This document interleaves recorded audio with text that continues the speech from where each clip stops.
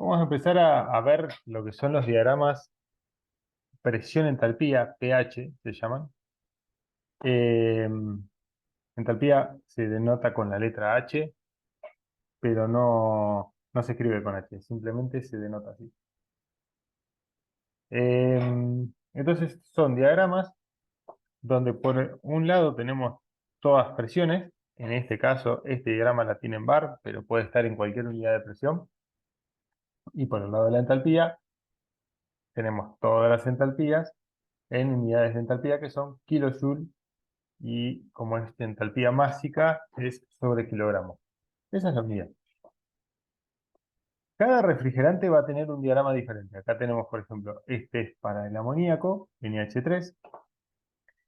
Este es para el refrigerante Freon 22, que es una evolución, si no recuerdo mal, del Freon 12. Estos se están dejando de usar. Este es el refrigerante 134A, es súper conocido. Creo que ya se dejó de usar hoy día, pero hasta hace 10 años atrás, todos los aire acondicionados de los autos tenían este refrigerante, 134A. De hecho, muchas veces si abren el capó, ven sobre la chapa que dice 134A, haciendo referencia a que si tienen que cargar el aire acondicionado es con ese gas. Entonces, cada gas tiene su diagrama. ¿Se ven iguales? Porque en sí no cambian tanto. Lo que sí cambia y realmente cambia es esto, la presión. En cada uno tienen distintos márgenes de presión. Bueno, estos son bastante parecidos, pero miren, acá tenemos un bar y en este un bar está por acá abajo. La cosa es así. Vamos a poner... eh, vamos a poner acá, no escribe esto. Mm, kilómetro hora. A ver.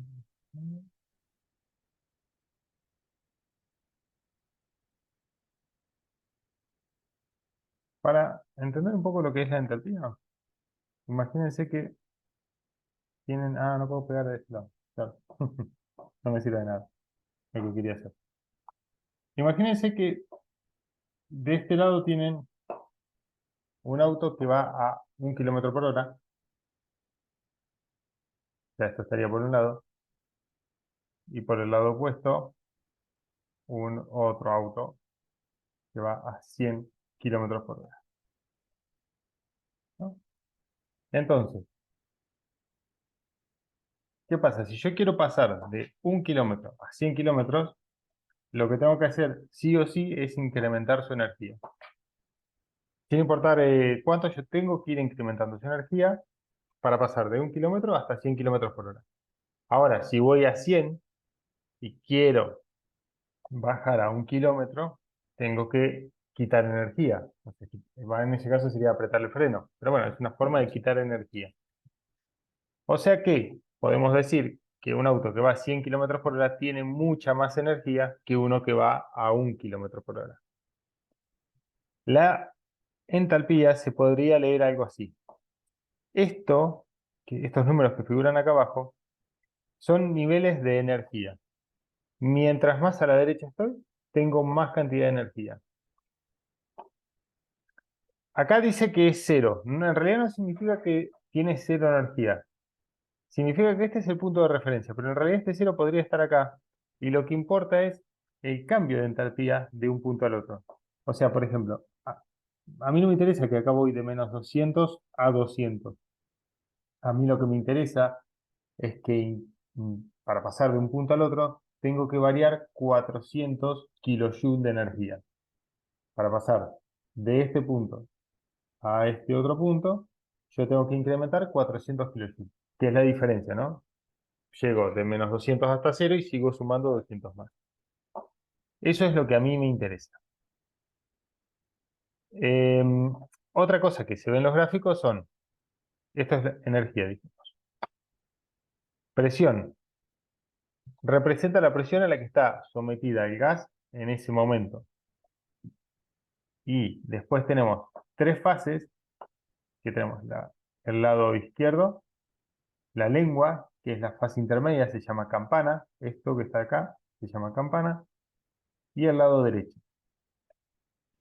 Sí, después vamos a ver cómo ubicarnos dentro de estos diagramas, pero si ustedes están del lado derecho, van a estar en su estado es gaseoso. El gas, el refrigerante en este momento está como gas. Si me vengo para este otro lado, o sea, si le saco energía y voy pasando para este lado, paso a estar en fase líquida, lo cual tiene mucha lógica. Yo estoy como líquido, el refrigerante está como líquido, le aplico mucha energía y va a ser un gas, ¿no? Ahora, entre medio, lo que tenemos, lo que se llama curva campana, es una mezcla. En este momento, durante este paso, no es ni líquido ni gas, es una cosa intermedia. Es un poco de líquido y es un poco de gas, pero no está definido como 100% líquido o 100% gas. Entonces, por ejemplo, si estamos a la mitad de la campana, podemos decir tenemos más o menos 50-50 entre líquido y gas. Si estamos sobre este lado de la campana, podemos decir tenemos un montón de líquido y casi nada de gas. Y sobre este lado, muy poco líquido y un montón de gas. Y nosotros lo que vamos a hacer en nuestros cálculos para refrigerantes es pasar de un lado al otro. ¿Se acuerdan que en la clase pasada habíamos hecho los ciclos refrigerantes? No, lo que hacíamos era, además de comprimir y demás, era cambiar la fase. O sea, pasar de líquido a gas y de gas a líquido. Bueno, todo eso se ve en este plano. Podemos ir siguiéndolo, cómo vamos, cómo comprimimos, cómo pasamos a líquido, cómo pasamos a gas, así todo el tiempo. Y después lo que tenemos acá son las líneas de temperatura constantes. ¿Qué significan líneas de temperatura constante? Significa que si yo me muevo dentro de estas líneas, la temperatura va a ser constante. Por ejemplo, esta es la línea de 0 grados. 0 grados centígrados. Está en grados centígrados esto.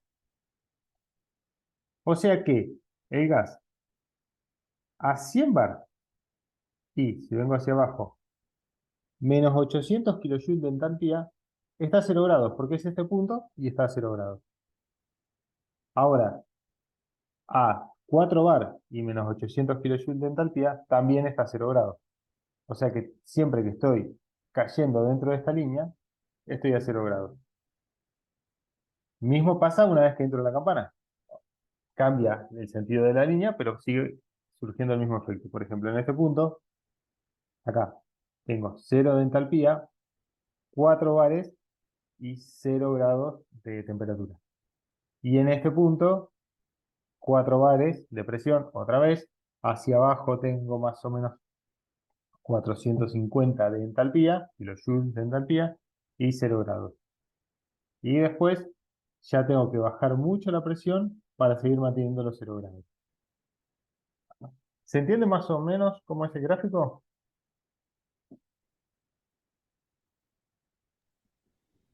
Sí, sí, sí. Buenísimo. Está buenísimo, sí. Em, a ver. Yo lo que me interesa a mí que vean en estos gráficos es, otra cosita más que les quiero aclarar. Esto, cuando estamos dentro de la campana, vamos a decir que estamos en fase líquido-vapor. O sea, una mezcla. Yo le dije, por este lado es vapor y por este lado es líquido. Ahora, si yo o cualquier libro o cualquier esquema dice que tenés vapor, y te digo tenés vapor, vapor hace referencia justo a cuando recién es vapor. O sea, lo tengo como líquido, lo empiezo a calentar, a calentar, a calentar, empiezo a cambiar de fase, eso es lo que veíamos como calor latente, que subía, después se mantenía constante, acá también se mantiene constante. Esto es el calor latente, ¿no? Eh, y después seguía calentando.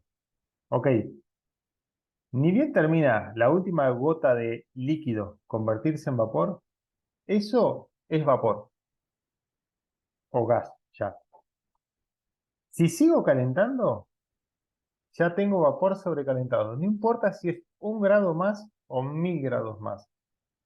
Si me paso una nada del límite donde la última gota de líquido se hizo vapor, si me paso además, ya es sobrecalentado. Y eso se ve mucho también en calderas que dicen que trabajan con vapor sobrecalentado. O sea, ¿a qué están haciendo referencia cuando dicen trabajan con vapor sobrecalentado o recalentado? Lo que quieren decir es, no es que al vapor lo vuelven a calentar. Hace referencia a que ya es vapor y lo calientan un poco más para asegurar de que no haya nada de líquido. Por eso es sobrecalentado. En esto es igual. Sobre esta línea voy a tener vapor. Ahora, si quiero asegurarme de que no haya ni una gota de líquido, le doy más temperatura. Entonces me voy sobre esta zona y es sobrecalentado. La misma lógica ocurre cuando estoy enfriando sobre esta línea. Acá es líquido. Sobre esta línea es 100% líquido. Pero ¿qué pasa? Es 100% líquido, pero con un mínimo de energía que le aplico, un encendedor, lo que fuere, ya empiezo a tener algo de vapor. Entonces, para asegurarme de que eso no suceda, lo que voy a hacer es trabajar en zona de líquido subenfriado. Está más frío que la zona de cambio de fase. Si fuera agua, por ejemplo, en vez de un refrigerante, esta zona estaría a 100 grados, ¿no? Presión de atmósfera 100 grados. 99 grados, 98 grados ya es zona de subenfriado. Porque no importa cuánto más frío esté, digamos, no importa qué tan frío esté, lo que importa es que me estoy alejando del límite de cambio de fase. De este lado también serían 100 grados, la temperatura se mantiene constante, pero ya estoy a 101 grados, 102, 103, 104, 120. Ya me aseguro de que no tengo nada de líquido. Entonces tenemos zona de subenfriado, que es totalmente líquido, una mezcla, y zona de sobrecalentado, totalmente gas. Em, Ahora, lo que me interesa es que se lleven de esto, y es lo que quiero que aprendan. A que cuando ustedes vean un refrigerante y vean un diagrama, por ejemplo, yo le digo el amoníaco, ustedes tienen un sistema de amoníaco. Ok, vamos a abrir lo que son el diagrama que vimos en la clase pasada.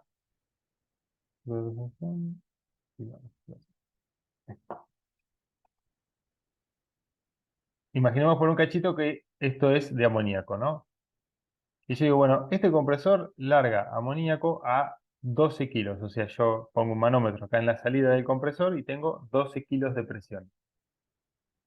Si ustedes saben que tienen 12 kilos, vienen a la tabla del amoníaco, vamos a decir 15, que 12 es medio difícil de ver. Entran a 15 kilos de presión, se desplazan hasta tocar la campana, y acá se fijan, una vez que chocan la campana, con qué línea de temperatura se van a cruzar. En este caso se van a cruzar con la línea de temperatura entre 20 y 40 grados, son estas dos, ¿no? Cuando ustedes vienen acá, dentro de la campana, se van a cruzar con la línea de 20 y 40 grados. Eso quiere decir que el amoníaco que está encercando de este compresor a 12 kilos está aproximadamente a 20-40 grados. Ni más caliente ni más frío. O sea, esos son los límites. Digo aproximadamente porque lo saco muy rápido, ¿no? del gráfico. O sea que existe una relación directa entre la presión y la temperatura. ¿Y eso para qué me sirve a mí? Para saber que yo tengo acá un refrigerante que está a 40 grados y que lo tengo que enfriar para que esté como líquido. En ese caso, yo voy a tener amoníaco, acá voy a estar en 40 grados, y voy a tener que enfriar, enfriar, enfriar, enfriar, empezar a cruzar todas estas líneas hasta que pueda tenerlo como líquido otra vez. Yo decía que el compresor comprime el gas, este gas empieza a enfriar y sale como líquido. Bueno, necesito que después, como líquido, se expanda y vuelva a convertirse en gas. Ahora, si yo pongo un manómetro en la succión y el manómetro me dice que está a 1 kilo de presión, vengo a la tabla de refrigerantes, tengo 1 kilo en la succión, me vengo a la tabla de refrigerantes, busco 1 kilo y veo dentro de la línea de 1 kilo, me muevo en línea constante, dentro de la curva campana, ¿qué línea de temperatura hay? La línea de temperatura que hay dentro de la campana a 1 kilo está entre estas dos, entre esta de acá y esta otra de acá, que son la de -20 y -40 grados. O sea que si yo en la succión del compresor tengo 1 kilo, quiere decir que todo este circuito tiene 1 kilo, o sea que ni bien se descomprimió, tiene que tener entre -20 y -40 grados. Y eso a mí me sirve para saber si esto está andando bien. Y en el caso de que no tenga -40, quiere decir que o la válvula está andando mal o que del condensador no está condensando bien. O sea que en sí, a mí esto me sirve, estos gráficos, me van a servir para entender en qué parte del circuito estoy y si los valores que estoy obteniendo son correctos o no. ¿De acuerdo? Entonces, yo les había dicho, en cualquier ciclo de refrigeración tienen un compresor que comprime gas. Este gas está comprimido y está como gas sobrecalentado, o sea, está como un gas que está en esta zona. Se lo empieza a enfriar hasta que condensa. Si se lo empieza a enfriar hasta que condensa, como de acá del compresor hasta esta válvula, la presión se podría decir que es cuasi constante, yo me voy a mover dentro del gráfico sobre las líneas de presión constante. Estas líneas horizontales son de presión constante. Entonces, desde este lado, yo voy a tener que ir moviéndome hasta pasar de gas a líquido. Y o casualidad, acá abajo puedo ver cuánta energía le saqué para pasar de gas a líquido. Esa energía que le saqué es el poder, el intercambio calórico que tiene. O sea que yo acá ya puedo saber cuánto calor va a liberar este intercambiador. Una vez que pasa por la válvula, habíamos dicho que bajaba su presión. O sea, acá teníamos 13 kilos o 13 bares. No, habíamos dicho 15, perdón. Acá tenemos 15 bar de presión como vapor sobrecalentado. Se enfría, pero ese se enfría siguen siendo, ya les digo cuánto, 15 pasa de, podría llegar desde unos 60, 40 a unos 30 grados. O sea, acá está a 60 y acá está aproximadamente 30. Este es un caso particular para el amoníaco y para las presiones que yo estoy diciendo. O sea, fíjense que la temperatura no varió mucho, aunque esto intercambió mucha energía. Ese gran intercambio de energía viene dado de la condensación del amoníaco. Ok, 15 kilos acá, 15 kilos acá. ¿Puede haber un poco menos por las pérdidas por fricción? Sí, pero es muy poco menos.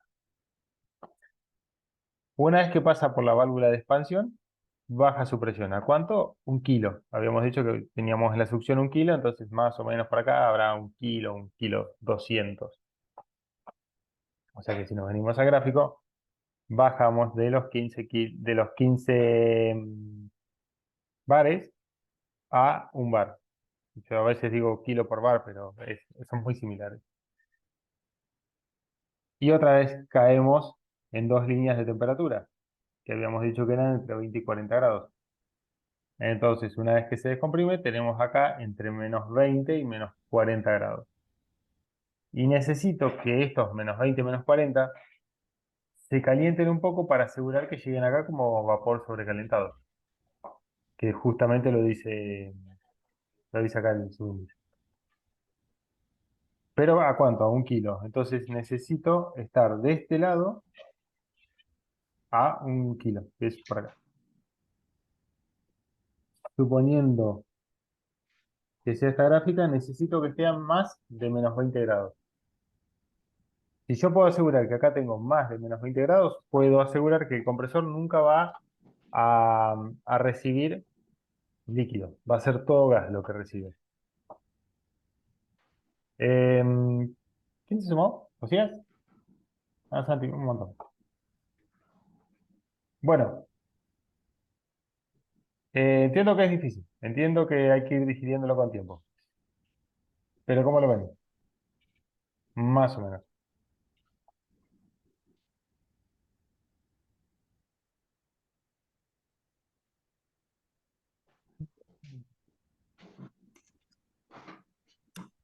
Bien, bien. Dentro de todo se entiende. Bien. Yo tengo la duda que, por ejemplo, acá vamos del lado derecho, ¿no? Sí, de acá. Sí, por ejemplo, si toca acá abajo donde está en 400, ¿qué temperatura tendría? O al lado en 500. Sí, sí. Para, quiero ver si puedo. Ah, mira, ahí puedo anotar.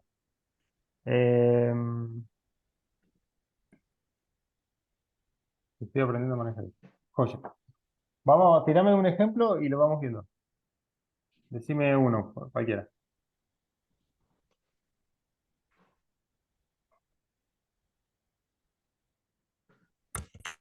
Vos me dijiste menos. Está No, en el de vapor sobrecalentado. sí, Claro, ahí, en el de 500, por ejemplo. 500. Bien. 500, 500. la temperatura sería la de arriba, esa de 20 o... La temperatura en esto, a 500, sería cualquiera de estas en función a la presión a la que estás trabajando. Bueno, imagínate que esa línea recta. Por ejemplo, vos me decís 500. Es -20. ¿Dónde tengo la lápiz? Acá. Va a ser -20 grados, más o menos, hasta 1,5 kg. Porque acá me muevo a presión constante, 1,5 kg. Más o menos hasta 1,5 kg podemos decir que está a -20. Pero si empezamos a incrementar la presión, ya ahora nos cruzamos con esta otra línea de presión y perdón, con esta otra línea de temperatura. Esta otra línea de temperatura es la línea de 0 grados. Levantamos más presión, Ah, ahí está. cruzamos con Claro, esta, cruza con todo esta. por la campana y de ahí va para arriba después. Sí. Esto, o sea, vos cuando chocas con la línea decís un punto. Chocas con Ujú. la línea y después la recorres para ver esa línea de cuánto es en valor, ¿no? Entonces, yo dije que mi compresor trabaja entre 1 kilo, ahí está, puede ser, y 15 kilos. Ahí. Oh, ¿por qué no?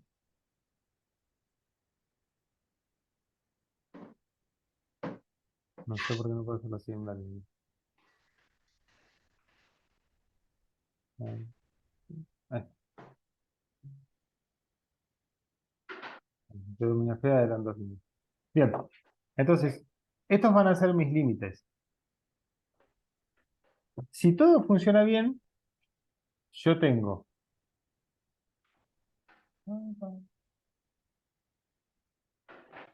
vapor sobrecalentado en esta zona, vapor saturado y líquido subenfriado. Volvemos acá. En la succión del compresor, vapor sobrecalentado, vamos a estar más o menos por este punto. Esto es algo que no les expliqué ni no quiero que lo intenten visualizar. Simplemente sepan que cuando comprimen van a subir de este escalón, del escalón de 1 kilo al de 15 kilos, siguiendo estas líneas que son diagonales, dependiendo de dónde están, tienen que ir siguiéndolas. Y así pasan de un estado al otro.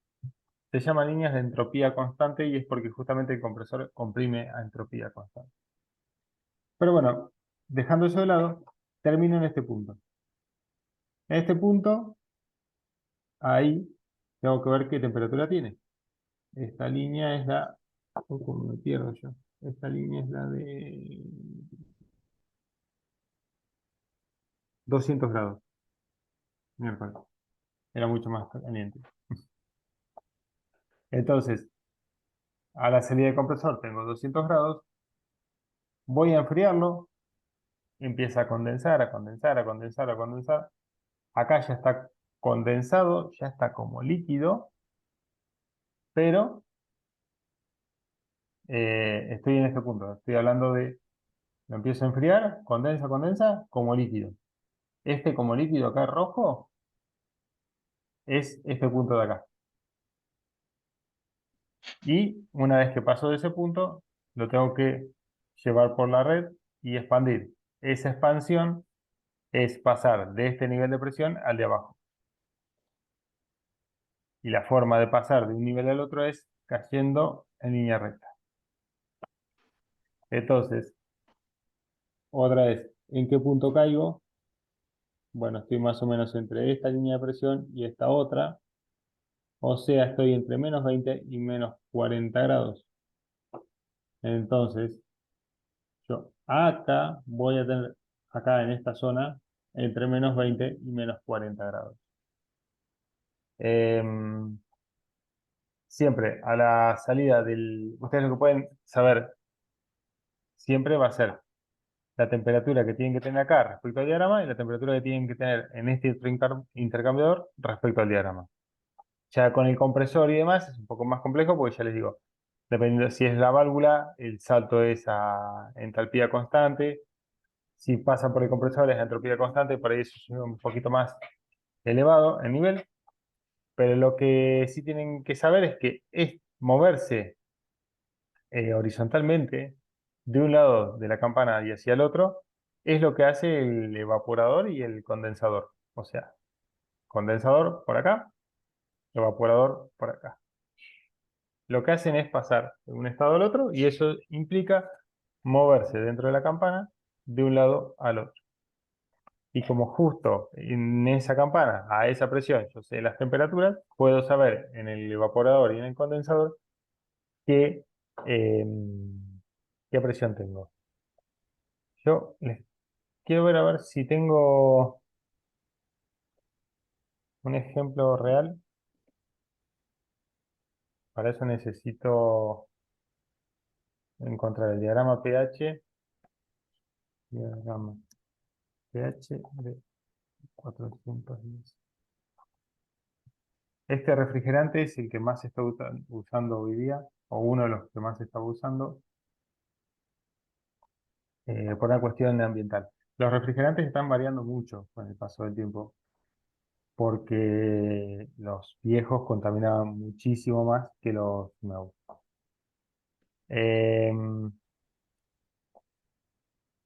Bien, entonces yo tenía un compresor que funcionaba con 410A. A ver si tengo la foto. Yo tengo un grupo con yo.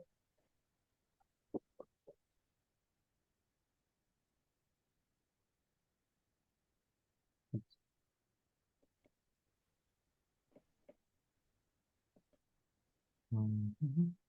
No, no, no, no. Un equipo frigorífico, un equipo de frío que trabaja con 410A y estaba operando entre un bar en la succión, lo decía la tabla, el datasheet del equipo, un bar en la succión, y eran 20 bares en la descarga del compresor. O sea, lo que dicen es, el compresor va a trabajar entre un bar y 20 bares. Entonces yo vengo acá y vengo a ver un bar y 20 bares, busco las líneas, a ver si puedo copiar la imagen esta.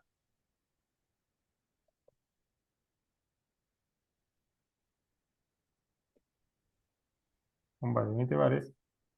Y lo único que tengo que hacer es, sobre esas líneas de un bar y 20 bares, trazar una línea recta. Me pongo en 20 y trazo una línea. Me pongo en 1 y trazo una línea. Y ahora miro sobre esas líneas qué temperaturas tengo. Acá tengo, a ver, tengo entre menos 50 y menos 60 grados, serán menos 52 grados, y por este otro lado tengo 30 grados. O sea que yo sé que ese equipo va a operar más o menos entre -50 y 30 grados. Así que, si yo le pongo, o sea, claramente 30 grados es la parte externa, ¿no? 30 grados será, si es un aire acondicionado común, será el condensador que está afuera.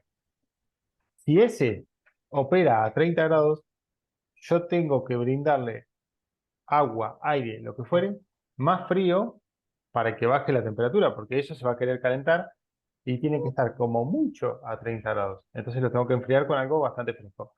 O sea, esto no me sirve para enfriarlo con aire acá, en esta zona, porque muchas veces el aire un día de verano está a 35 grados, entonces no me lo refrigeraría. Ahí ya tengo que poner una torre de enfriamiento o un sistema que me dé frío por otro lado. Y sé, por el otro lado, que la parte interna puede dar, si yo lo quiero, puede dar hasta -50 grados bajo cero. Claramente es un equipo de frío de potencia, o sea, no estamos hablando de algo domiciliario. Son para supercongelados estos y pueden operar en estos regímenes de temperatura. Eh, bien.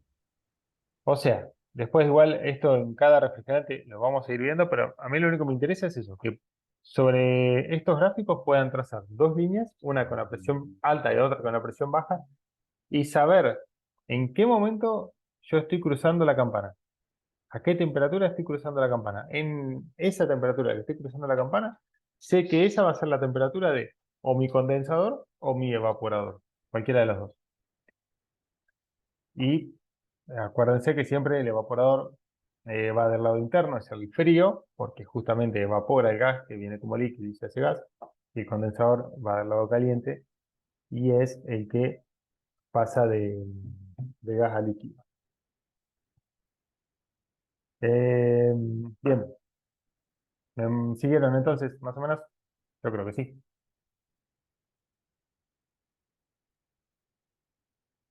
Los últimos que se sumaron, Josías, Kevin, Santiago.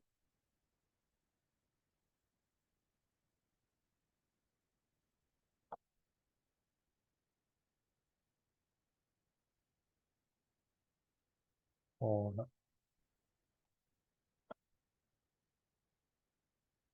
¿alguien?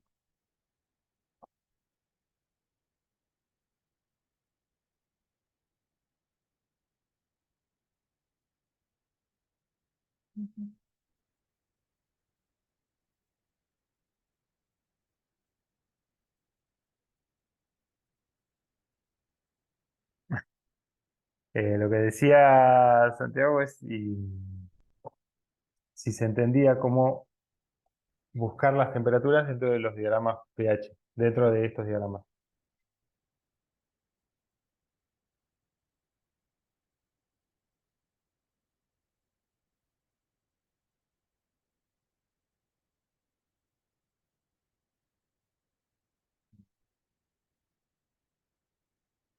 Bien.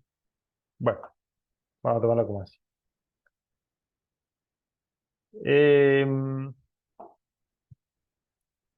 Antes de seguir con esto, Filmina uno, esta es la Filmina uno.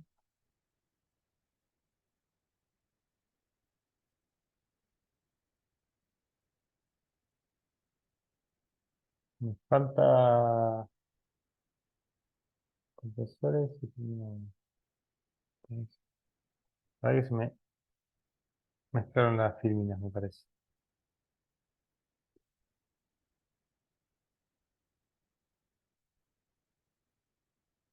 Bien, ahí está.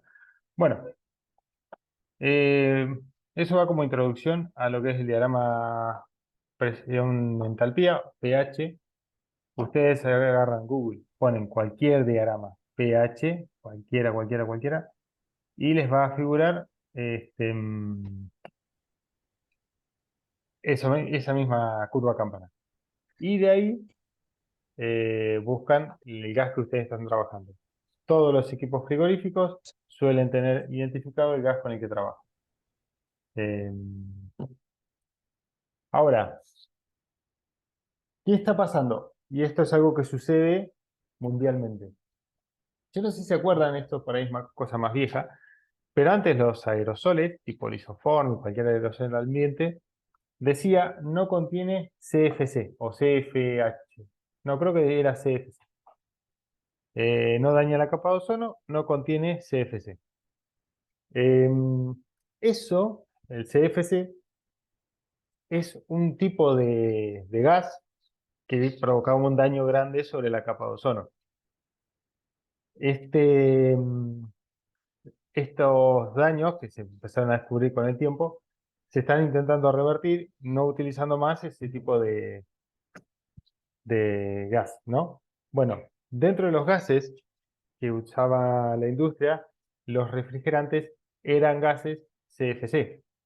O sea, que los gases refrigerantes eran muy, muy contaminantes. Entonces, de ahí que se empieza a migrar y dependiendo el equipo que estemos viendo y el año de fabricación, es el tipo de gas que están usando. Yo les dije que un auto cualquiera, un aire acondicionado de hace 10, 15 años atrás usaba refrigerante 134A. Hoy día eso ya está quedando medio de lado y los refrigerantes que se están usando son el 410A y ahora no me acuerdo cuál otro más, pero hay otros más. Eso es porque van saliendo mejores refrigerantes. O sea, no mejores en características mecánicas, sino mejores para el medio ambiente.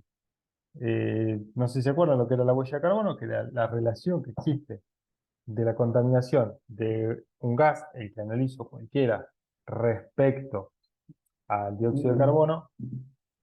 Por ejemplo, un gas refrigerante común tenía una huella de carbono más o menos de 3.500.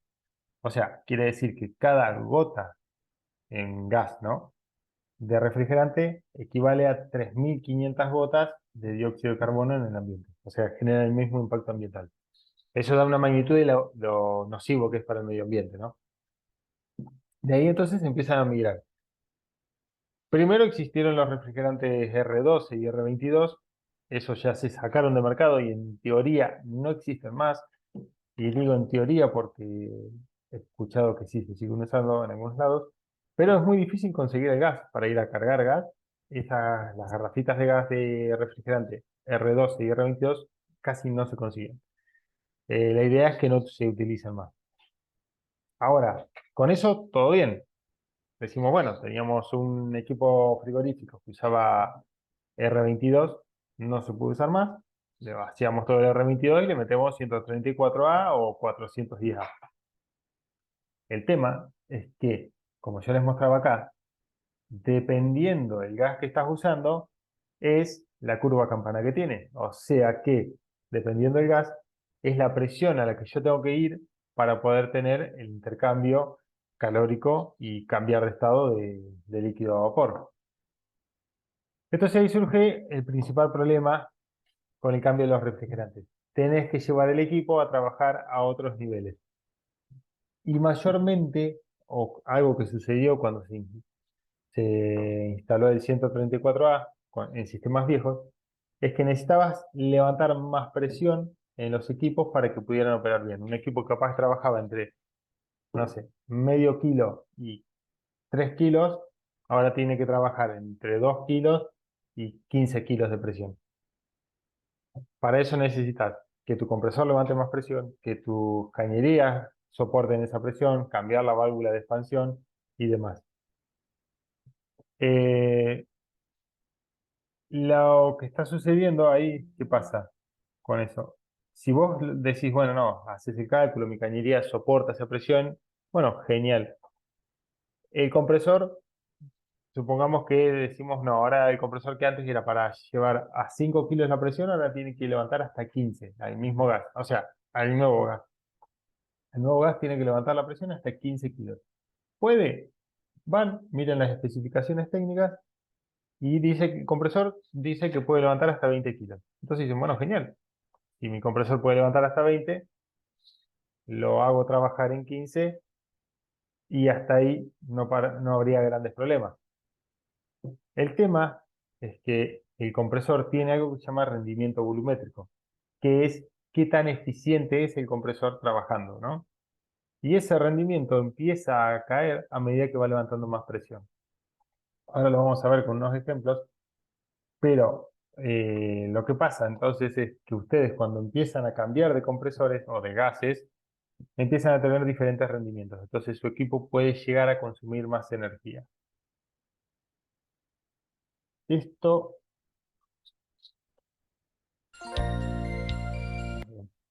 que yo lo tenía abierto en otro. Acá. Esto lo vamos a relacionar con cómo funciona el compresor. Así que para poner un poco de introducción a los que son los compresores, recuerden que los compresores son justamente para comprimir gases. Si fueran líquidos serían bombas. El compresor es un elemento para pasar de menor presión a mayor presión. Siempre vamos a pasar de menor a mayor. Y por supuesto se va a reducir el volumen, porque los gases tienen la particularidad que reducen su volumen cuando se los comprime. Tipos de compresores existen miles.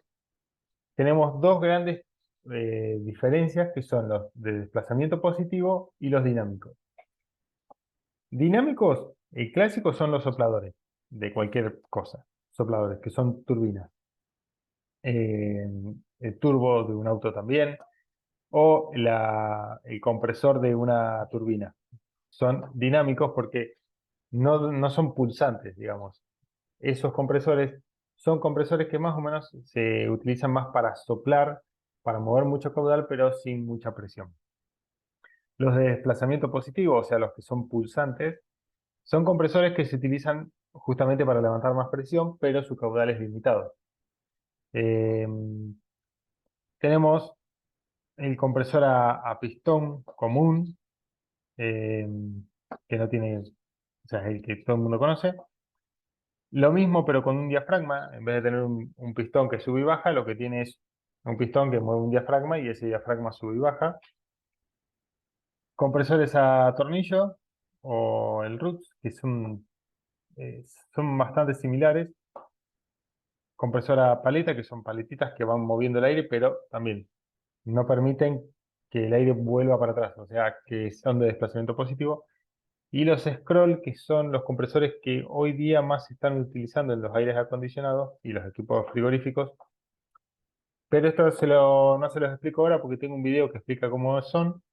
Entonces ahí se van a ver un poquito más claros. Mm, yo creo que Leandro está.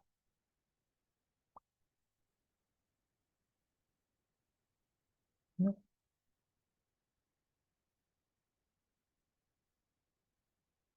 Ah, sí. Leandro, ¿me escuchás? Hola, Leandro. Leandro.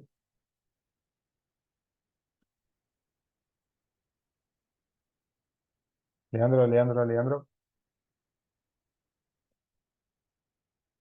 Ah, sí. Joya. Seguimos entonces. Em, Básicamente un compresor. Vamos a analizar todos estos, pero lo vamos a hacer solamente mirando el compresor a pistón. ¿Por qué? Porque la lógica es la misma. Lo que pasa es que cambia la conformación mecánica. Pero la lógica que hay detrás de un compresor es exactamente la misma. Así que lo analizamos con suenan a pistón y después vemos los otros modelos. El compresor a pistón, ya muchos de ustedes lo recontra conocen, es un cigüeñal que generalmente está movido por un motor eléctrico, el cual tiene una vía de manivela que mueve un pistón hacia arriba y hacia abajo. Este pistón va a generar presión positiva acá, en esta zona, y va a hacer que el aire que esté en esta zona se vaya a la zona de presión, y va a generar vacío cuando esté bajando, también en esta misma zona, para que el aire entre de este lado, de esta zona, hacia el compresor. Eh, video- Me tengo un machete porque nunca me acuerdo cómo tenía que ir esto. Video, Filmina 1, Filmina 2.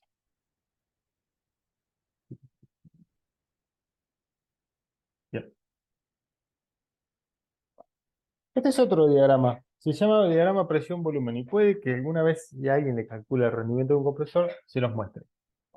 No es tan común, pero puede pasar. Entonces,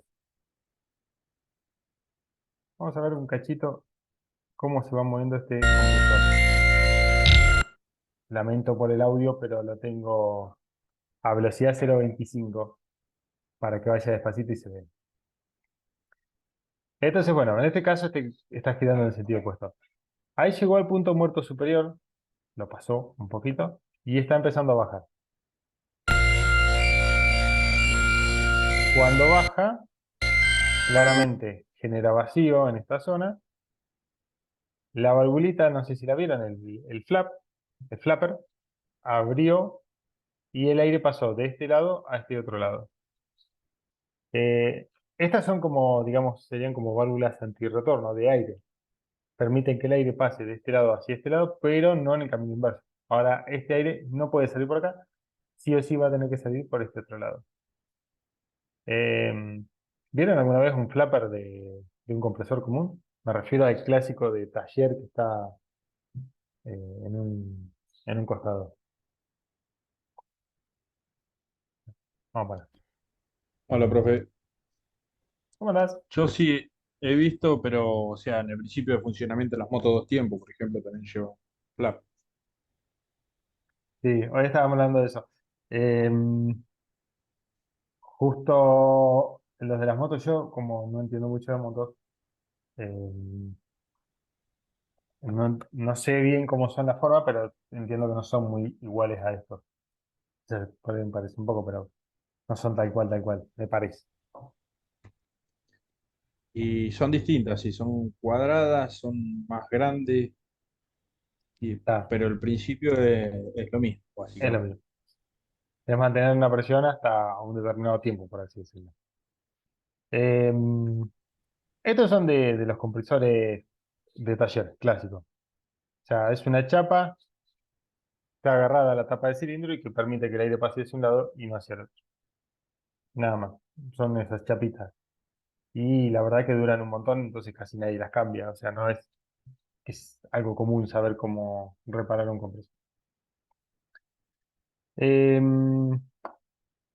Bien, entonces, este es el punto muerto inferior.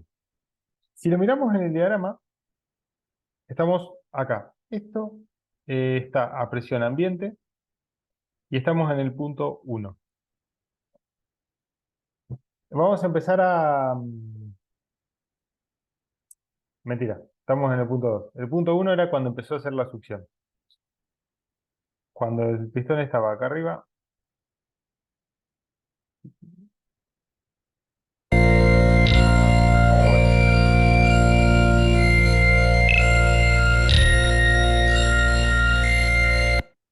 Ahí, ese es el punto 1. Punto muerto superior, sin ni desplazar ni succionar aire. Se empieza a llenar todo el cilindro, pasa por este punto y llega hasta el punto 2, donde el volumen es máximo. Claramente está hablando del volumen del cilindro, ¿no? Cuando el pistón está abajo de todo, en el punto muerto inferior, el volumen de la cámara del cilindro es máximo. Lo empieza a comprimir y en esa compresión va hasta el punto 3, o sea, hasta la presión 2, sea cual sea. No supongamos nada, o sea, acá puede estar succionando a una atmósfera o puede estar succionando en un sistema de vacío o puede estar succionando en un sistema donde ya se precomprimió antes y capaz que está succionando a 10 bar y después lo tiene que entregar a 100. Eh, pero bueno, tenemos una presión baja y una presión alta. Llega al punto 3 y una vez que llega al punto 3 se abre la válvula de escape y empieza a vaciarse. Entonces empieza a recorrer hasta el camino, hasta el punto 4 que es cuando se vacía. Ahí empieza a comprimirse y ahí empieza el gas a salir. Se comprimió, se abre el flapper que está de este lado y el gas empieza a expandirse, a salir. Eso, hasta ahí vamos bien, ¿no? Sin grandes novedades. Sí, sí. Bien. Pregunta. Si tuviera un manómetro y pudiese medir la presión acá adentro, que eso no se puede hacer nunca, o sea, cuando ustedes tienen un manómetro y miden la presión, ya la están viendo en la descarga. Pero si tuviesen un manómetro y pudiesen medir la presión acá arriba, ¿qué presión creen que hay?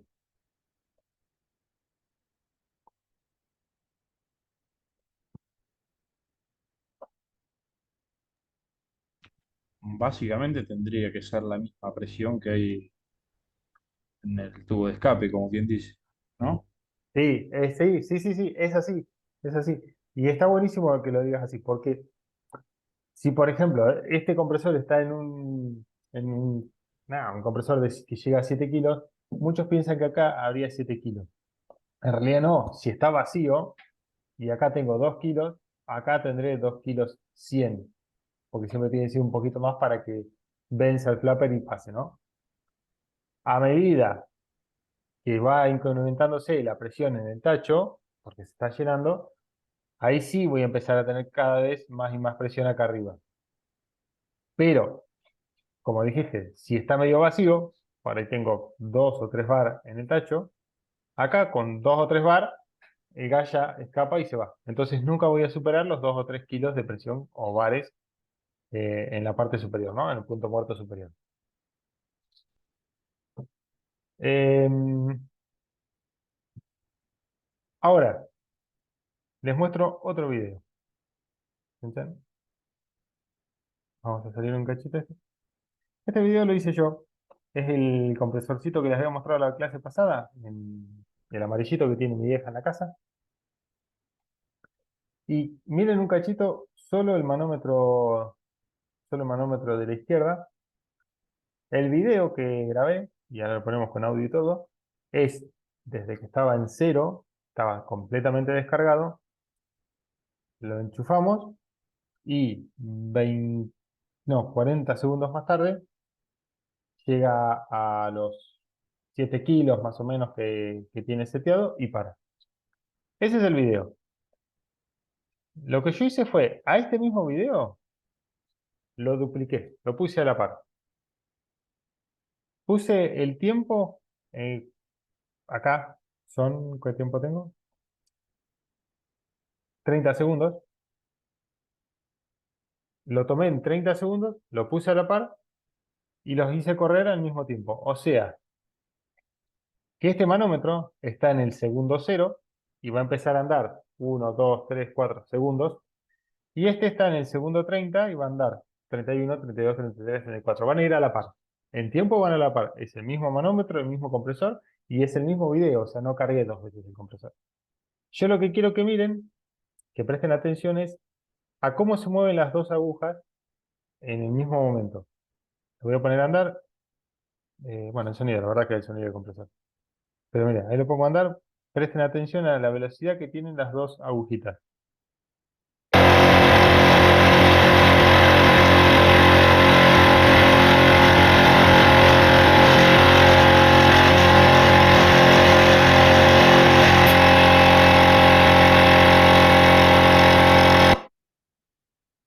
Bien. Vamos otra vez. Ahí está.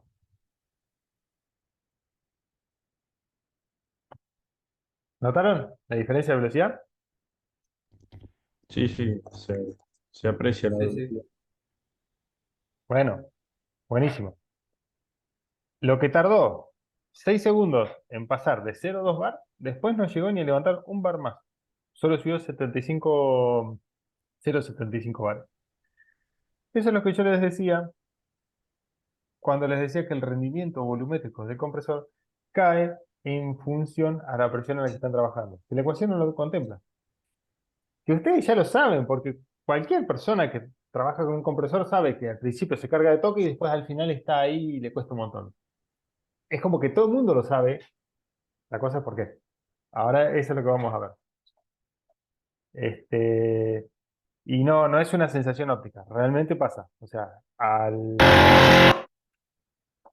medida que quiero más y más presión, cada vez le cuesta más. Entonces vuelvo siempre sobre el origen. ¿Por qué vemos esto? Porque si ustedes van a tener que migrar su sistema de refrigeración Claro, puede pasar también en la industria que necesiten más o menos aire, ¿no? Y tienen todo el cálculo de caudal de aire o de refrigerante pensado para trabajar, no sé, por ejemplo, a 2 kilos, a 2 bar, y después deciden llevarlo a 2,67, sepan que su compresor va a seguir andando igual, pero va a entregar muchísimo menos caudal de lo que sea refrigerante o aire comprimido si es que necesitan aire comprimido. O sea que si necesito más presión, voy a tener menor rendimiento, usando el mismo equipo. Lo que correcto sería cambiar de equipo. Acá es donde viene eso de si cambio de refrigerante y paso a un refrigerante que necesitaba más presión, mi refrigerante va a hacer que mi equipo sea menos rendidor, porque como va a trabajar a mayor presión, se va a ir moviendo mucho más lento dentro del circuito de refrigeración. Esa es la explicación de por qué quería que vean este fenómeno. Ahora, la explicación de dónde viene. Yo les dije que cuando el pistón estaba arriba de todo, estaba en el punto 1. Empezó a comprimir, empezó a bajar, a bajar, a bajar, se empezó a llenar todo el cilindro de aire. Pasamos al punto 2. Acá es el cilindro completamente lleno, acá es el cilindro completamente vacío. Comprime, empieza el gas a salir por el escape del compresor y una vez que llega arriba, empieza a bajar el pistón y en teoría empieza a succionar. Pero hay esta pequeña diferencia, lo que se marca entre el punto 1 y el punto 5, que se ve acá como B1, que es lo que se llama volumen nocivo o espacio nocivo, por ahí lo han escuchado como espacio nocivo, y eso es algo que sucede en todos los sistemas que son de cilindro-pistón. ¿Cuándo qué? Cuando el gas empieza a descomprimirse. Volvemos al mismo pistón. Vamos a suponer ahora que este pistón está trabajando con un gas acá que está a 6 bares. En la descarga yo tengo 6 bares. Ya está, descargó, llegó al punto muerto superior. No puede descargar más. Entonces, ¿qué hace? El pistón empieza a bajar.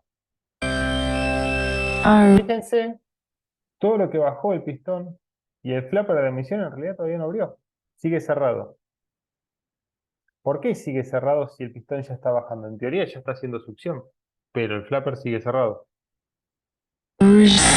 Recién ahí llegó más o menos a la mitad de carrera y recién ahí abrió y recién ahí se empezó a llenar. ¿Se les ocurre por qué pasa ese fenómeno? ¿Que tarda tanto el pistón en empezar a hacer succión?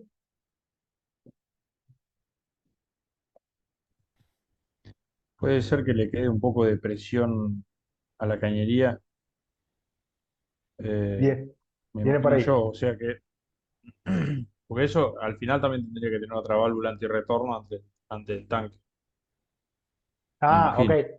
Bueno, no, pero eso te lo compensa solo la válvula de descarga, ¿eh? El flapper que tenés acá arriba de descarga. Bien. Pero sí O sea viene que por eso. no acaba de liberar toda la presión el pistón, le queda un poquito de Eso es lo que presión en ese pasa. espacio. Ah, Eso es lo que pasa. Totalmente. Cuando el pistón está acá arriba, y volvemos otra vez. Ahí. Fíjense que el pistón no llega arriba de todo, no toca la tapa del cilindro. Hay un espacio. Ese espacio es el que se llama espacio nocivo, y justamente es nocivo para el funcionamiento del compresor. Tiene aire a 6 kilos. Aire o gas, cualquier cosa. Vamos a suponer que es aire a 6 kilos.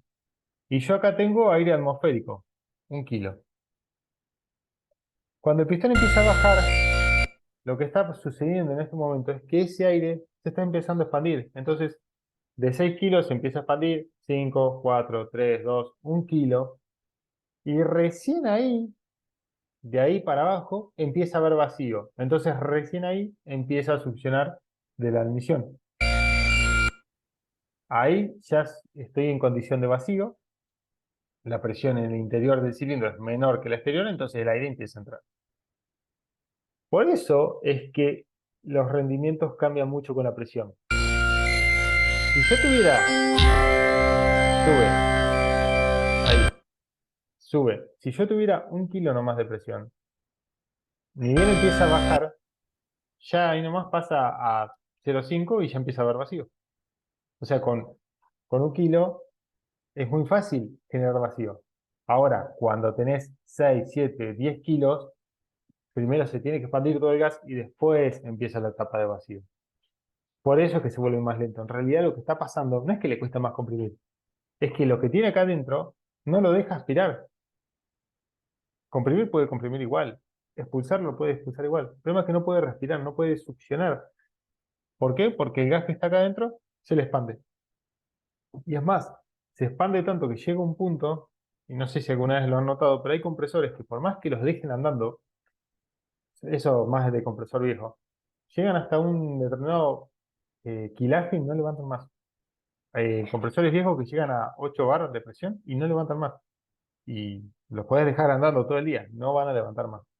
Y lo que está sucediendo es que el espacio nocivo que queda acá hace que para cuando tenés 8 bares de presión, se empieza a expandir, el pistón empieza a bajar, el gas se empieza a expandir y recién llega a un bar cuando el pistón ya está abajo. Entonces ya no puede hacer succión porque el pistón ya llegó abajo. Y lo único que hace con el gas que está ahí adentro es lo comprime y lo descomprime, todo el tiempo. Pero ni lo mueve para un lado ni para el otro, porque no puede succionar. Eh, ¿Se entiende el concepto? Sí, sí, se entiende. ¿Y eso Bien. cómo lo podrías mejorar? ¿Con la carrera del pistón? Bueno, ahí tenés, sí. Lo primero que se busca hacer es que ese espacio nocivo sea lo más chiquito posible. Si hablas de competición, ¿qué te hacen? Te liman la tapa, o sea, achican este espacio. En los compresores también. Pasa que hay un límite, vos no podés achicar tanto. ¿Por qué? Porque puede golpear las válvulas del pistón, el pistón también dilata, calienta, podría chocar la tapa. La idea es dejarlo lo más chiquitito posible. Si necesitas levantar alta compresión y vas a necesitar pistones de carrera larga. O sea, ya uno cortito, rápido, no te sirve. De ahí, no sé si ustedes han prestado atención, pero cuando van a una GNC que tiene pistones compresores que levantan 200 kilos de presión, 200 bares, se los escucha y no suena muy rápido. No, no es algo que se escuche un compresor muy rápido. De hecho, es más un plas, plas, plas, plas. ¿Por qué? Porque es un pistón que capaz que tiene un recorrido así, justamente para poder levantar tanta presión. Aunque eso se hace en etapas, pero bueno. De ahí, eh, de ahí la diferencia de los sonidos. No sé si alguno cargó GNC alguna vez. Sí, sí, yo he cargado antes cuando tenía el Town y en la estación sí, siempre se escuchaba, arrancaban los compresores. Está bien. Eh, Ahora vamos a ver una particularidad de eso, pero para que no me quiero ir de tema. Eh, Elimina 12. Ah, bien, esto. ¿Cómo se llama? Bien, así se ve realmente como es. El ciclo que yo he hecho, acá es succión, está succionando. Bueno, en realidad la presión es un poquito por debajo del ambiente, justamente porque hay una succión.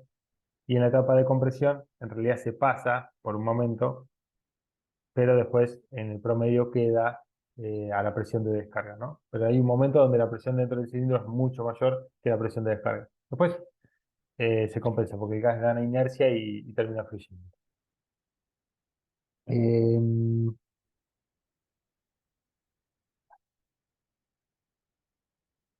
Bien, otro análisis que por ahí pueden llegar a ver en un momento de sus vidas es,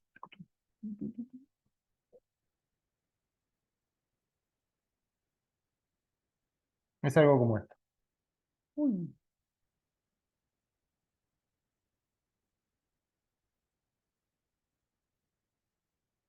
Esto es como el diagrama PV que estábamos viendo recién. El, este es el PV, ¿no? Presión, volumen. Este es similar, con la diferencia que lo que tenemos es presión por este lado. Acá sobre este eje tenemos presión, pero de este lado sobre X lo que tenemos es la posición del cigüeñal en grados. O sea, 0, 0 era punto muerto inferior, 180, punto muerto superior, o sea, el pistón arriba de todo, y otra vez 360 que vendría a ser 0, entonces otra vez punto muerto inferior.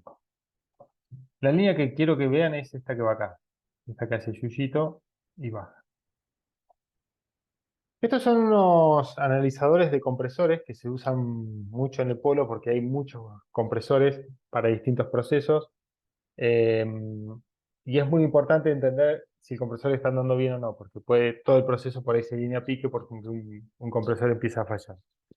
Las fallas pueden ser por las válvulas o porque se está gastando el compresor, ¿no? Entonces esto dice que el compresor entre 0 y 180 está subiendo, ¿no? Dijimos punto muerto inferior, punto muerto superior. Acá ya tiene el gas dentro de su cilindro, el cilindro está lleno y el compresor empieza a subir y la presión empieza a incrementar. Empieza a incrementar, incrementar, incrementar. Y en este punto ya empieza a evacuar. Fíjense que la presión llega hasta este punto y no levanta, o sea, sí hace unos yuyitos, pero en realidad no levanta más, no pasa más de esta línea. ¿Qué está pasando ahí? Que ya está descargando. ¿Por qué? Porque del lado de la descarga no hay más presión. Entonces, como no hay más presión, la vence y empieza a descargar. Ahora, ¿qué es lo que tiene de bueno este compresor? O sea, este sistema. Que cuando está a 90 grados, o sea, cuando la biela está a mitad de carrera, A reciprocating ahí, más o menos en este punto, ya empieza a descargar. Toda esa carrera la hace descargando. Cuando vos usas un compresor así, utilizas mucho la eficiencia del compresor. Tiene muy buen rendimiento. Claro, tenés que comprar un pedazo de compresor gigante que lo haces trabajar a muchísima menor de su capacidad. Pero que lo que tiene de bueno, que el compresor a mitad de carrera ya empieza a descargar, para cuando llegó arriba descargó todo súper bien. Llega arriba a punto muerto inferior y acá tenemos entre 250 grados más o menos de cigüeñal y la presión ya cayó a 0 y ya empieza la fase de succión. O sea que tenés mucha carrera de pistón haciendo succión. Eso significa que se va a llenar bastante el cilindro, eso significa que va a rendir bastante. O sea, de lo que podría dar, lo que podría dar es toda la carrera del pistón. No da el 100%, pero está dando como un 75% de toda esa carrera. O sea, tiene un rendimiento del 75%. Eso es buenísimo. Entonces, estas gráficas se hacen poniendo presostatos en lo largo del compresor, en la tapa de cilindro, también después en la línea de presión, y un marcador de paso que va midiendo en qué posición está el cigüeñal. Lo hace todo rapidísimo. Estos son compresores que funcionan rápido, pero el software este de lectura es súper veloz. Y de esa forma te puedes Este, dar cuenta. ¿Eh? consulta de bicilíndrico, ¿verdad? Sí, Porque ahí tenemos dos curvas. Ah, sí. Es bicilíndrico y este es el otro cilindro que empieza a comprimir. Eh, Bárbaro. Y bueno, como anecdótico, esto que ven acá, esos son los ruidos que hacen las válvulas, tanto de admisión como de escape. Acá la válvula golpeó y empezó a vibrar. Acá cerró, la de escape cierra y hace este ruido. Acá abre la de admisión y hace este ruido. Y con esos ruidos ellos se dan cuenta si la válvula está sana o no. Eso como anecdótico. Son los yuyitos que se ven, los 5 yuyitos que se ven acá, en línea recta.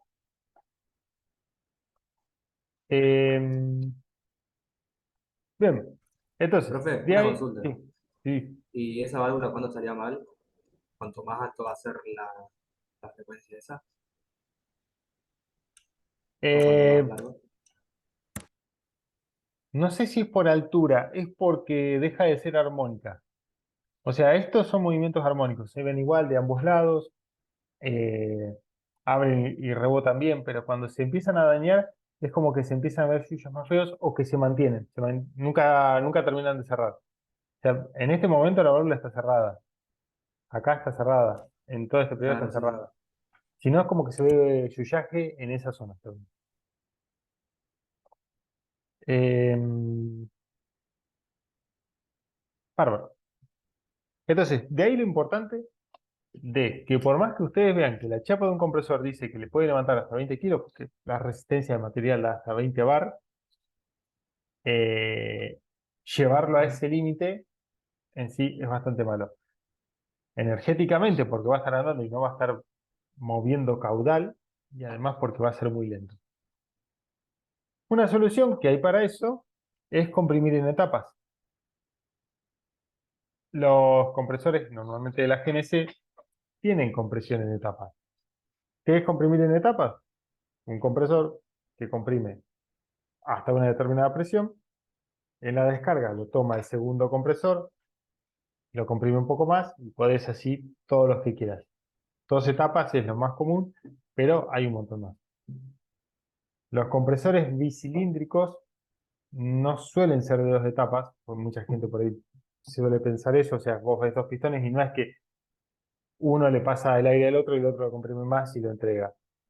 Eso existe, pero no es tan común, porque como se reducen mucho los volúmenes, suelen ser dos cilindros que precomprimen y mandan a uno más, porque como ya está comprimido es más chiquito y alcanza para lo que succiona un tercer pistón. Eh,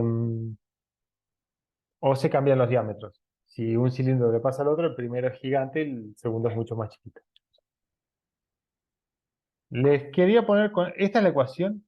Si algún día tienen que hacer una compresión en etapas, imagínense que ustedes necesitan levantar de presión ambiente, un bar, necesitan llevar a, a 16 bar de presión de descarga, ¿no?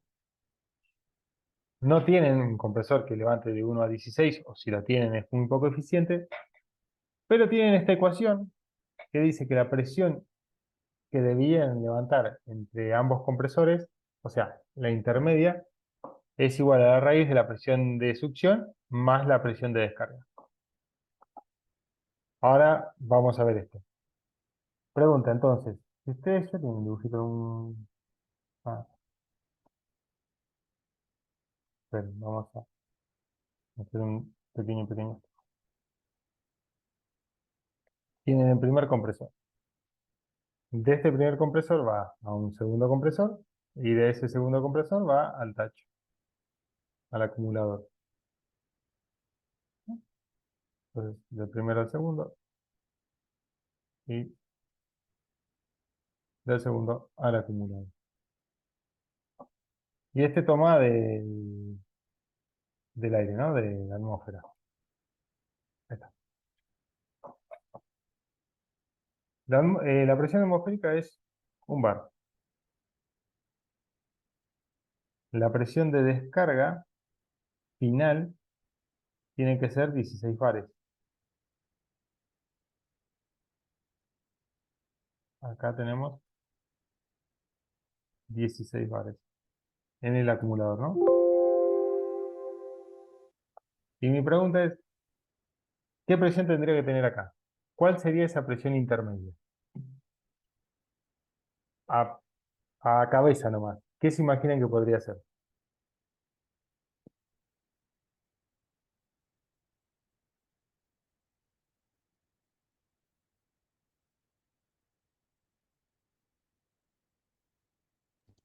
Perdón, la pregunta es ¿a cuánto tienen que comprimir los pistones? ¿A cuánto tendría que comprimir el primero para que lo succione el segundo y para que el sistema funcione, digamos, como idealmente? Imagínate que el primero comprime a 16 bar, si este comprime a 16, ya el segundo ya lo toma a 16, entonces no tiene nada que hacer. La mitad. Que uno tendría que ser, claro, 8, 16 y te quedan 16. Así, Pues así sería. el primero comprime de uno, lo toma uno, lo descarga 8, el otro lo toma 8 y lo descarga 16. Básicamente. ¿Eso? ¿Estamos todos de acuerdo con eso? Sí. Sí. Eso, así como lo ponen ustedes, yo estaba convencido que era así. O sea, estaba convencido. Supuse también que era así, porque es como lo más lógico pensar. Que comprimo a cada uno la mitad y ya está. Bueno, cuestión que está mal. Yo no. Ah, Hernán. A ver, Hernán,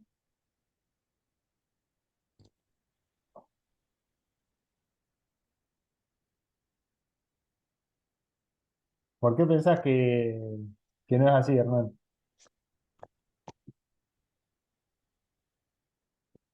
Activar el micrófono, que es viernes y no tengo ganas de leer.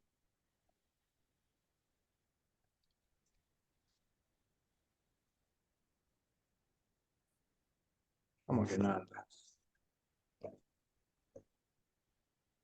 ¿De la compu tampoco?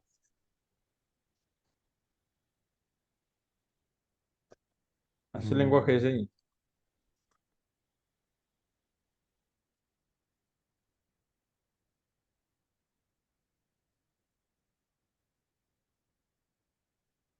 el segundo para succionar 8 bares tendría que tener por lo menos un pelín debajo de 8.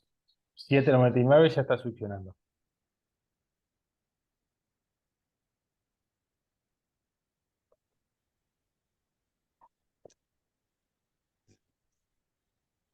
O sea, en este caso, así como está puesto, este pistón en su capacidad máxima, eh, Pues ahí me estoy dando cuenta de otra cosa. O sea, el primero te va a limitar siempre el segundo. O sea, el segundo solamente va a poder tomar lo del primero, ¿no? sí, sí, sí, sí. En este ejemplo que yo hice, sí. Claro, o sea que el primero tiene que tener por lo menos más de 16 bar. No, no, pará, ¿por qué más de 16?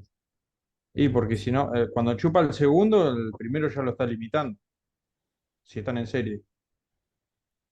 El primero te está chupando lo que tendría que estar al final también. No sé si me explico.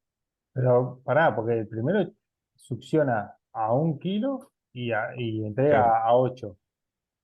Y ponele que bien. acá tenés también un pulmón para compensar, Ah, ahí está, ahí está. bueno, y este va a succionar a 8 y entrega 16. Sí, Entonces, lo que dice Hernán está buena. Él dice, como es tan grande el espacio nocivo, ese gas se va a expandir un montón y nunca va a succionar. Creo que viene por ahí lo que decía Hernán. Eh, ya tenés una precarga, entonces la presión baja. Bueno, pero pará, porque yo te dije, vos es cierto, o sea, cuando el pistón está arriba de todo, acá tenés 16 bar, porque si acá tenés 16 bar, ¿no? Cuando el pistón está arriba de todo, este pistón, acá arriba también tenés 16 bares. Pero cuando empieza a bajar y llega a 7 bares, ya empieza a succionar. No tiene que llegar a un bar. A 7 a 7 ya empieza a succionar. ¿Por qué? Porque como tenés más presión de este lado que de este otro, ya tenés succión. Ya tenés una condición de vacío respecto a la admisión. Em, ahora, por el lado del que tiene que ser gigante, déjame pensar, 16. Si bajás a la mitad son 8. No, no, no, tampoco, no tendría que ser gigante. Es fácil pasar de 16 a 8 bares. Con poco que baje, ya te cae todo ese delta P. Em,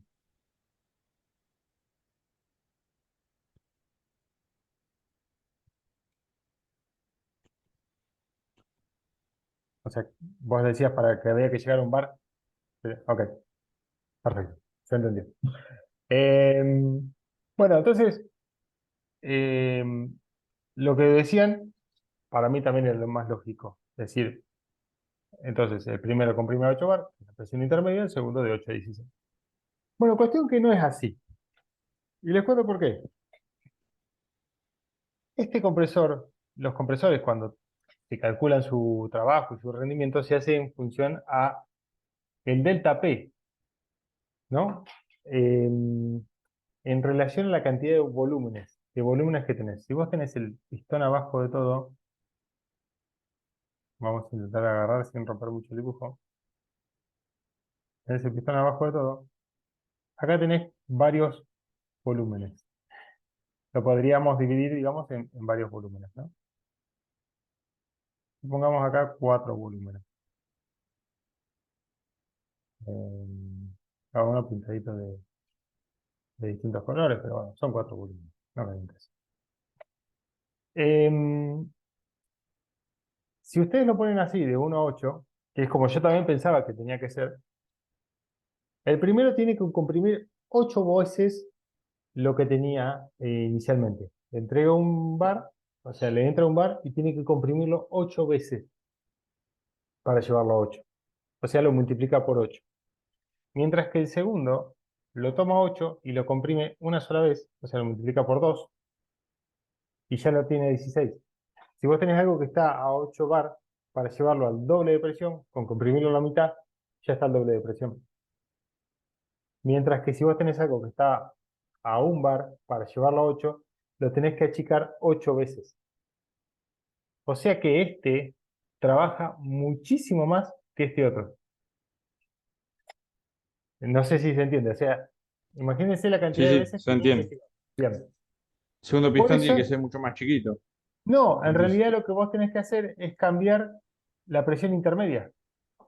Por eso yo decía, la presión intermedia, que es la que habíamos puesto como 8, es la raíz de la presión 1 por la presión final. O sea, la presión de succión por la presión final. Presión de succión, 1 bar. Presión final, 16 bares. 1 por 16 da 16. La raíz de 16 es 4. Entonces, la presión intermedia en realidad no tendría que ser 8, tendría que ser 4. 4 bares. Entonces, si vos tenés 4 bar acá, como presión intermedia, el primero comprime 4 veces el volumen. O sea, lo checa a la mitad, la mitad. Sale, entra un bar, sale a 4. El segundo lo toma a sí, 4, lo achica a la mitad, a la mitad. La primera vez que lo achica a la mitad son 8 bar, la segunda vez que lo achica a la mitad son 16 bar. Y ahí trabajan juntitos a la par, haciendo la misma fuerza.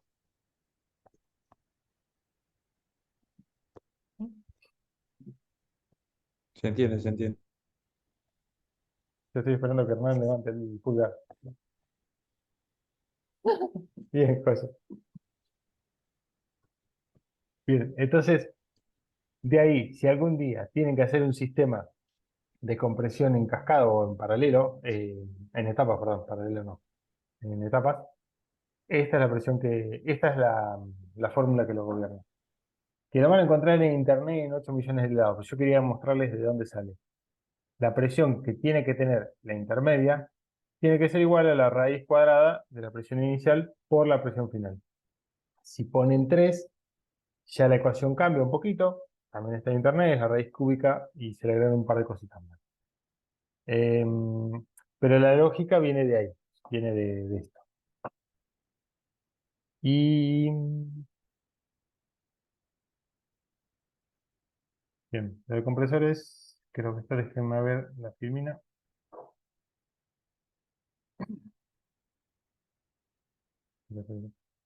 Bien, acá se ve un diagrama PV de una compresión de etapa, o sea, la primera etapa de compresión, se lo enfría y la segunda etapa de compresión. Eh, Esto de que se lo enfría se usa mucho también en la industria y también se usa mucho con el gas. El gas, si ustedes lo pasan de 1 a 200 bar, ponele que compres un compresor que lo pueda hacer. Ok, pero te levanta un montón de temperatura. Y no hay nada más bonito que un gas explosivo a un montón de temperatura. Entonces lo que se hace es, se lo va comprimiendo en etapas, se lo comprime un poco y se lo enfría. Se lo comprime otro poco y se lo enfría. O sea, va pasando por distintos compresores e intercambiadores de calor. Y el diagrama PV se vería como algo así.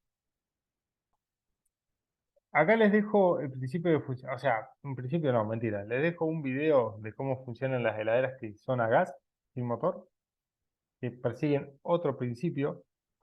Y simplemente les dejo un video porque nosotros no vamos a ver eso. Y lo que les decía, hoy día la mayor cantidad de aire acondicionado tienen compresores scroll, no es el compresor a pistón. La lógica del compresor es la misma, o sea, succiona y Llegamos al... tiene un espacio nocivo, es todo igual. Lo que pasa es que cambia la forma del pistón. Ahora el pistón ya no es un cilindro que sube y baja, sino que es un espiral. Pero los compresores de los equipos frigoríficos no, de los aire acondicionados domiciliarios, muchos hoy día tienen y por eso son tan silenciosos. Corazón de la máquina, donde encontramos el nuevo compresor Scroll asimétrico Hitachi de alta eficiencia, de funcionamiento sencillo y silencioso.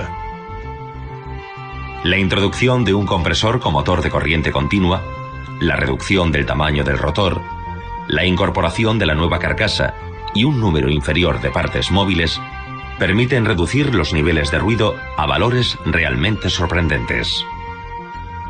El uso del nuevo imán de neodimio aumenta la eficiencia del compresor para cualquier frecuencia de funcionamiento. La lubricación del sistema se realiza de forma interna y por diferencia de presión entre la descarga y la aspiración. La incorporación de una estructura de retorno independiente garantiza la calidad del lubricante. Este sistema no requiere bomba de impulsión. Independientemente de la temperatura o de la frecuencia de trabajo del compresor, el sistema de lubricación es óptimo, puesto que reduce la cantidad de lubricante necesaria.